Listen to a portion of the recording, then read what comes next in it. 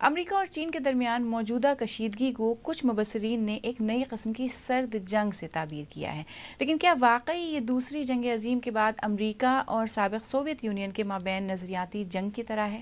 اور کیا ایسی سرد جنگ کے خطرات زیادہ مہلک ہو سکتے ہیں؟ اسی بارے میں تفصیلات بتا رہے ہیں جاوید سمرو۔ تجارتی اور تکنیکی لڑائیاں، پروپیگنڈا اور سائبر وار کا خطرہ دو بڑی طاقتوں کے درمیان کشیدگی پیدا کر رہا ہے۔ تو کیا چین اور امریکہ نئی سرد جنگ میں داخل ہو رہے ہیں؟ امریکہ اور سوویت یونین کے درمیان سرد جنگ کیپٹلزم بمقابلہ کمیونزم کے حوالے سے تھی۔ دونوں ممالک نے پوری دنیا میں پراکسی جنگوں میں مختلف فریقوں کی حمایت کر کے ایک دوسرے کی مخالفت کی، اور ایٹمی جنگ کا خطرہ مسلسل رہا۔ چین اور امریکہ کے تعلقات ابھی ٹھیک نہیں ہیں۔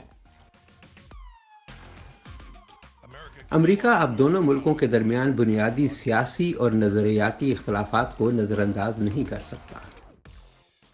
انہوں نے کرونا وائرس پھیلنے کے بارے میں پروپیگنڈا کرتے ہوئے ایک دوسرے کو نشانہ بنایا ہے، اور اسپیس ریس کے بجائے اب دونوں ممالک ویکسین تیار کرنے کا مقابلہ کر رہے ہیں۔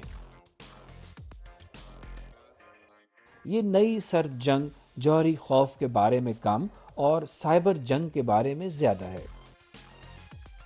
سرد جنگ میں جاسوسی اہم تھی، اور اب یہ جنگ ہیکروں کی ایک بڑی فوج کے ذریعے آن لائن لڑی جا رہی ہے۔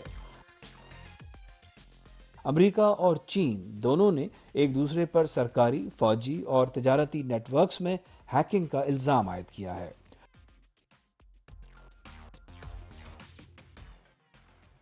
امریکہ کو یہ بھی خدشہ ہے کہ چینی ٹیکنالوجی جاسوسی کے لیے استعمال ہو سکتی ہے، لیکن کیا واقعی چین اتنا بڑا حریف ہے جتنا سابق سوویت یونین تھا؟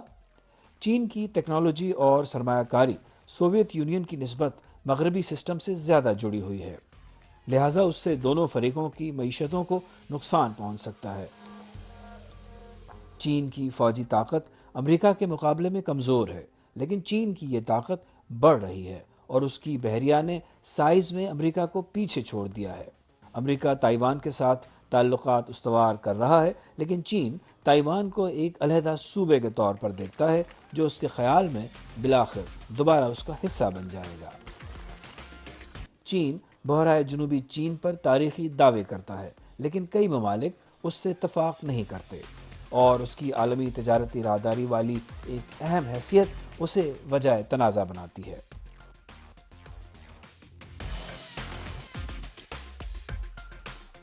اگر اس نئی سرد جنگ میں شدت آتی ہے تو عالمی رسد کی سپلائی کے تسلسل میں خلل پڑنے سے ہماری ضرورت کی اشیاء کی قیمتیں متاثر ہو سکتی ہیں، اور ممالک کسی ایک یا دوسرے ملک کی حمایت کرنے پر مجبور ہو سکتے ہیں۔